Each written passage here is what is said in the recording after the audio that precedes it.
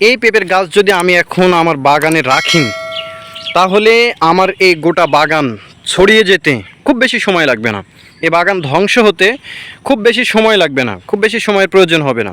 অল্প কিছুদিনের মধ্যেই আমার এই পেঁপে বাগানটা ধ্বংস হয়ে যাবে যদি আমি এই পেঁপের গাছ এখানে রেখে দিই। আসসালামু আলাইকুম রহমতুল্লাহ। দেশ এবং দেশের বাইরে যে যেখান থেকে দেখতেছেন বিডি এগ্রিকালচার 2.0 ফেসবুক এবং ইউটিউব চ্যানেলে আপনাকে স্বাগতম। পেঁপের সবচেয়ে মারাত্মক যে রোগ অনেকেই আপনারা জানেন, আবার অনেকেই জানেন না। পেঁপে চাষের সবচেয়ে যে মারাত্মক রোগ সেটি হচ্ছে মোজাইক ভাইরাস।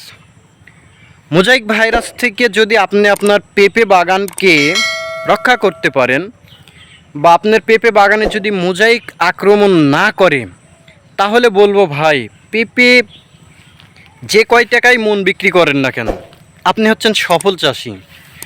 আর যদি আপনি পেঁপে 1500 টাকা, 2000 টাকা বা আরও বেশি বিক্রি করেন, কিন্তু আপনার পেঁপে বাগানে মোজাইক ধরেছে, তাহলে বলবো আপনি সফল চাষি না।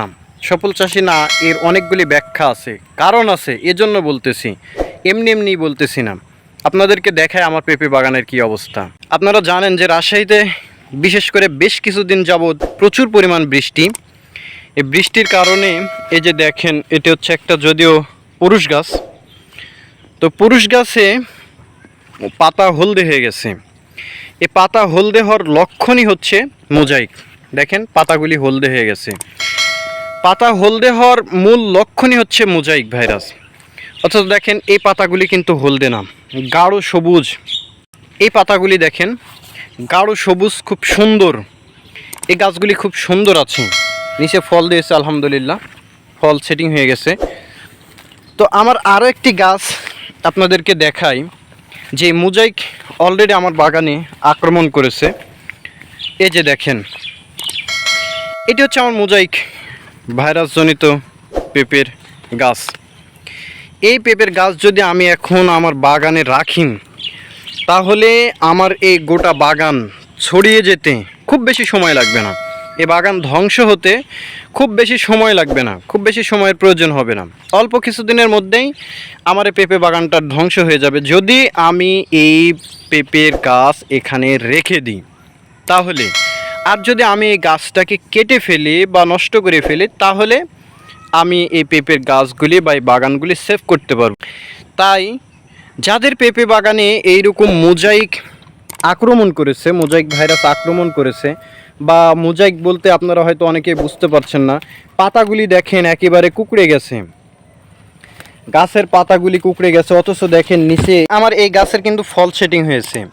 এখান থেকে খুব ভালো ছিল গাছ, কিন্তু হঠাৎ করেই বুঝতে পারলাম না যে এখানে এসে গাছের আগাটা কুঁকড়ে গেছে।